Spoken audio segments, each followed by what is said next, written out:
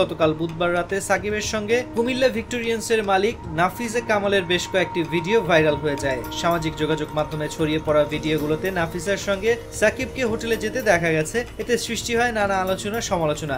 নেটিজেনদের কারো কারো দাবি সাকিবের সঙ্গে বিশেষ সম্পর্ক থাকতে পারে নাফিজা কামালের। এবার বিষয়টি নিয়ে কথা বলেছেন সাকিবের সহধর্মিণী সাকিব উম্মে আল হাসান। আজ বৃহস্পতিবার সামাজিক যোগাযোগ মাধ্যম ফেসবুকে একটি স্ট্যাটাস দেন তিনি। পোস্টে নাফিসার সঙ্গে সাকিবের বিশেষ সম্পর্ক থাকার গুঞ্জন উড়িয়ে দেন শিশির। পোস্টে শিশির লেখেন, আপনারা নিজেদের পছন্দ অনুযায়ী মতামত জানাতেই পারেন, সেই বিষয়টি নিয়ে আমার কিছু বলার নেই। সবারই মত প্রকাশের স্বাধীনতা আছে, তাকে যত মন চায় সমালোচনা করুন, তবে সেটা যেন আমাদের সম্পর্কের সঙ্গে না জড়ায়। সে দারুণ একজন স্বামী ও বাবা, সে সবসময় আমার প্রতি সৎ ও অনুগত, সে এমন কিছু করবে না যাতে আমি কষ্ট পাই। শিশির আরো যোগ করেন, সে এমন একজন ব্যক্তি যে আমার পাশে থাকার জন্য একবার নিষেধাজ্ঞার মুখে পড়েছিল। আমি তার প্রায় সব বিষয়ে জানি।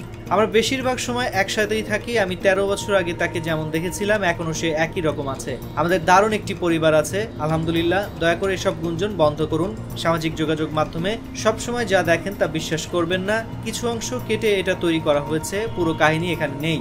যারা এগুলো করছেন তাদের বলতে চাই, এগুলো করে আপনাদের কোনো লাভ হবে না। আমি আমার ব্যক্তিগত জীবন নিয়ে কথা বলতে চাই না। আমি চুপ থাকতে চেয়েছিলাম, তবে এত কল আর মেসেজের কারণে বাধ্য হয়ে বিষয়টি পরিষ্কার করলাম। সে এখন ব্যস্ত পাকিস্তান সিরিজ নিয়ে, আর আমি পরিবার নিয়ে ব্যস্ত। আমরা একটি পরিবার হিসেবেই থাকবো ইনশাল্লাহ। শিশির আরও বলেন, আমি সাকিবের সঙ্গে আমার কোনো ছবি কিংবা ভিডিও ডিলিট করিনি।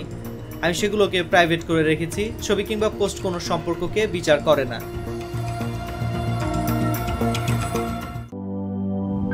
মাত্র রান্না করা চিকেন খেতে কেমন হয়েছে বলছি।